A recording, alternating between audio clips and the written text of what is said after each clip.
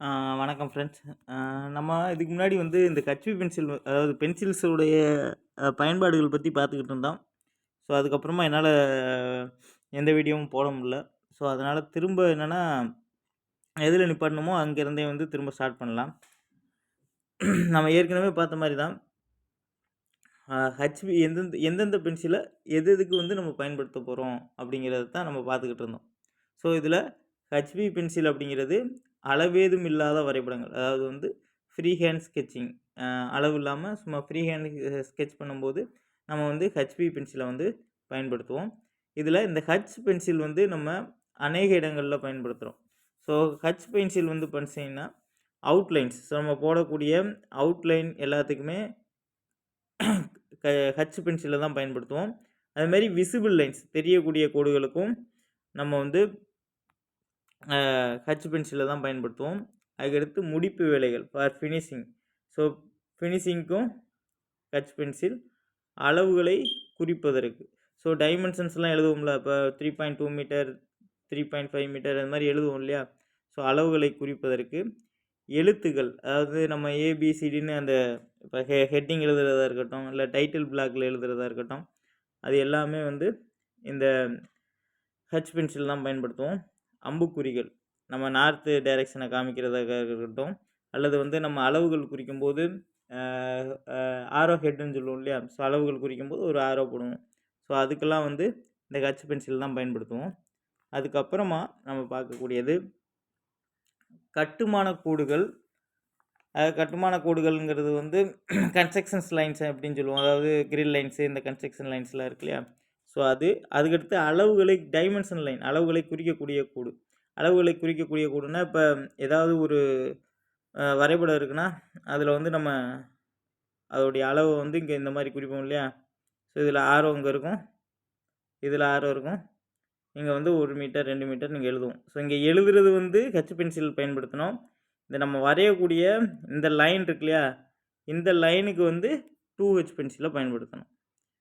புரியுதுங்களா? ஸோ இங்கே எழுதக்கூடிய அளவுகளுக்கு வந்து ஹச் பென்சில், இந்த லைன்ஸ் நம்ம வரையக்கூடிய இந்த லைன்ஸுக்கு வந்து அளவுகளை குறிக்கக்கூடிய அந்த கோட்டுக்கு வந்து 2H பென்சில் வந்து பயன்படுத்தணும். அதுக்கடுத்து மையக்கோடு, இப்போ இந்த ஒரு டிராயிங் இருக்குன்னா அதோட சென்ட்ரல் லைன் வந்து நம்ம பிரித்து காமிக்கும்போது அதுக்கும் வந்து நம்ம 2H தான் பயன்படுத்துவோம்.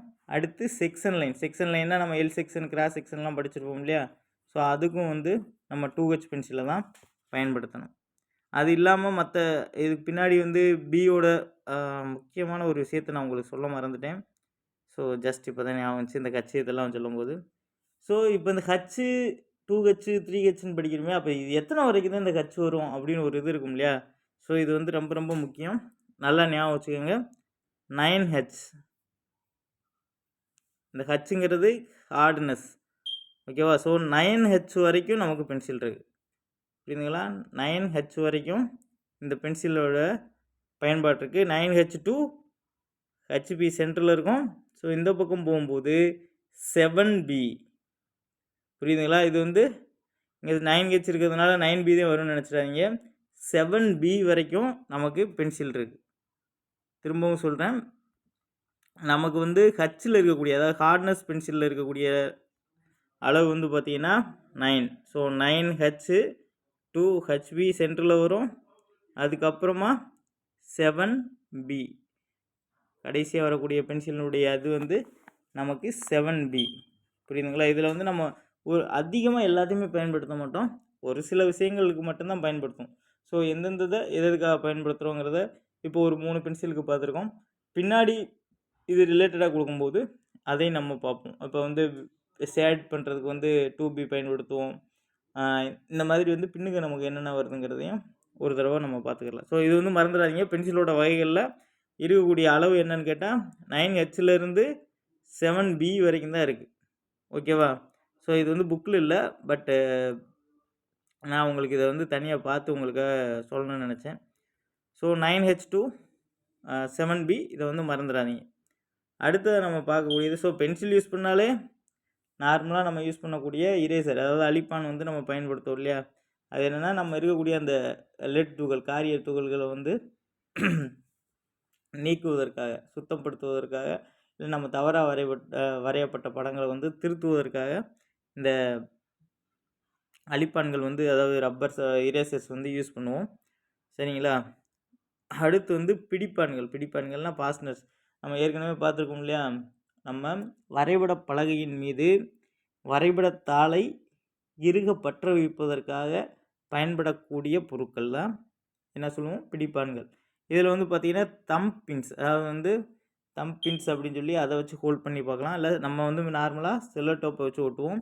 அது இல்லைன்னா ஃபோல்ட் பேக் ஸ்ப்ரிங்கு, அந்த ஒரு கருப்பு கலரில் ஸ்ப்ரிங் கிளிப் மாதிரி இருக்கும். நம்ம அட்டையெல்லாம் வச்சு நம்ம சில நேரங்களில் பரிச்சட்டையெல்லாம் அதை யூஸ் பண்ணியிருப்போம். ஸோ அந்த மாதிரியான ஸ்ப்ரிங் கிளிப்ஸையும் யூஸ் பண்ணிக்கிடலாம்.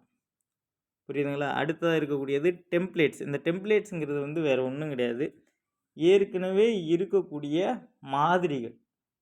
டெம்ப்ளேட்ஸ்னால் என்ன? மாதிரிகள் தான். ஏற்கனவே என்னென்ன மாதிரியை இப்போ வட்டம்னா வட்டத்திற்கான வட்ட மாதிரிகள், வட்ட விற்கள் அதாவது ஆர்க்கு, நீள்வட்டம் எலிப்ஸ், அதே மாதிரி முக்கோணங்கள், சதுரங்கள், இது மாதிரி எல்லாத்துக்குமே வந்து டெம்ப்ளேட்ஸ் இருக்குது. ஸோ இப்போ நீங்கள் உதாரணத்துக்கு நீங்கள் கேட்ராயிங் அதிகமாக யூஸ் பண்ணிங்கன்னா, ஒரு டோர் வேணும் அப்படின்னா அந்த டோருக்கான டெம்ப்ளேட் இருக்கும்.